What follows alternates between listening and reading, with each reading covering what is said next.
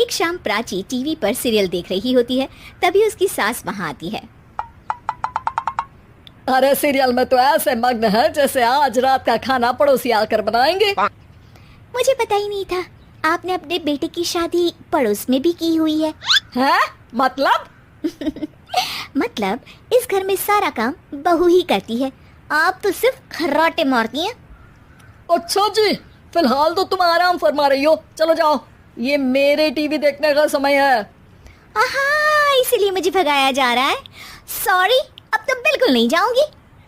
प्राची की इस बात पर दोनों सास बहू के बीच टीवी रिमोट के पीछे बच्चों जैसे छीना झपटी शुरू हो जाती है, जिसके बीच श्लोक भी काम से घर वापस आ जाता है। हाँ, आज मेरी चूहे बिल्ली की जोड़ी किस बात पर झगड़ रही है?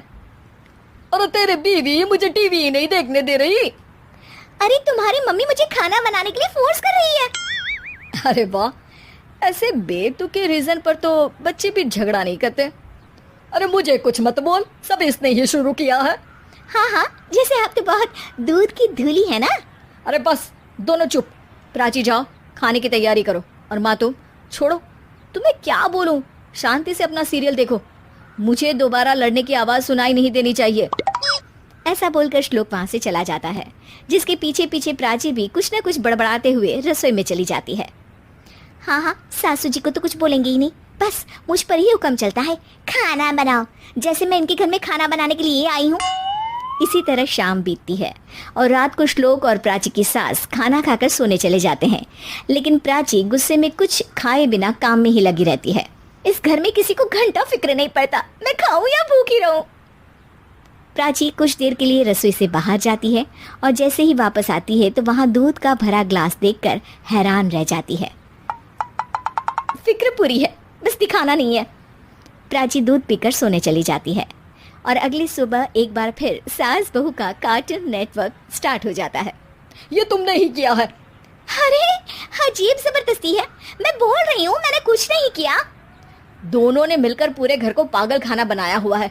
यहाँ कोई नॉर्मल इंसान तो रह ही नहीं सकता, इसीलिए अब पड़ोसी क्या रिश्तेदार भी घर आने से कतराते हैं। और सुन बेटे, तू भी चंगा, तेरी माँ भी चंगी, तेरी बीवी भी चंगी, रिश्तेदार। हाँ जी, आपको नहीं पता क्या, गंगाधर ही शक्तिमान है, रिश्तेदार ही। हाँ हाँ, बस समझ गया। कभी जानवरों जैसे लड़ेंगी तो कभी जुगलबंदी करेंगी। भाई मैं आप दोनों के बीच में नहीं फंसना चाहता। सास बहू की इस मन मौजी जोड़ी से परेशान होकर श्लोक अपना सिर खुजलाता वहां से चला जाता है। चलो अब मैं भी कीर्तन में जा रही हूँ।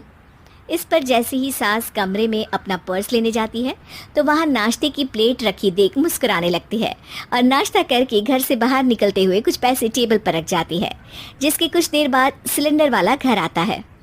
ओ मोरी मैया, मैं सिलेंडर के बारे में तो बिल्कुल भूल ही गई थी। घर खर्च के सारे पैसे भी मम्मी के पास है और श्लोक से बोला तो उल्टा 4 बात सुनाएंगे।